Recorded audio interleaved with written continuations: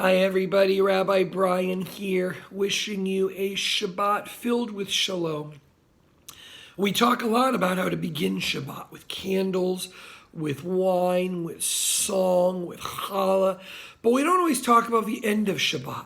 Havdallah is the ceremony that distinguishes, that causes an awareness of the end of a period of rest into the rest of the days of the week.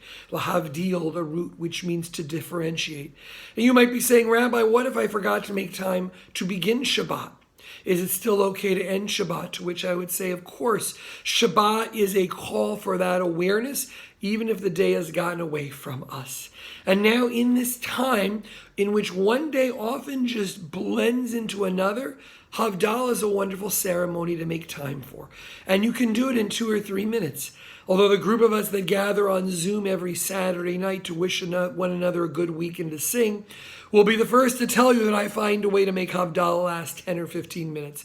But if you can't join us at 6 o'clock on Saturdays, you can make Havdalah at home.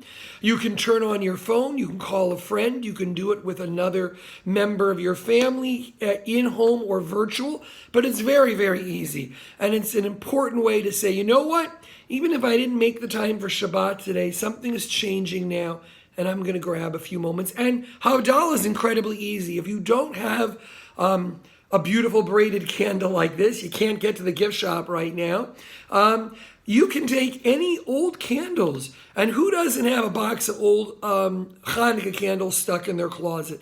Take any 2 candles together, make sure the wicks are touching, and light them as you say the Havdalah blessing over candles. Baruch atah Adonai Eloheinu melech haolam, borei ma'orei ha'esh. The other symbol of Havdalah is wine. We know the blessing for wine. You can take wine, grape juice.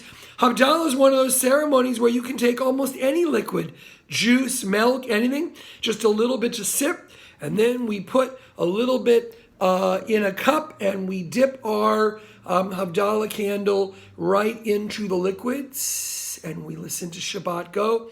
I'm not going to dip it into my coffee cup right now. And the third symbol for Havdalah is a spice box. So no, that isn't a fiddler up my nose. It's a fancy, beautiful spice box we were given for our wedding by a friend. And you can see it's a fiddler on the roof, and you would put the spices inside. Another type of spice box made by my daughter when she was a little girl. But anything can be a spice box. All you need for Havdalah spice box, bisamim is the word in Hebrew, is 2 different types of spices. And here we have a cinnamon stick and cloves. You could use any number of spices and put them together in a cup or in a little bag, plastic bag, and just smell Shabbat.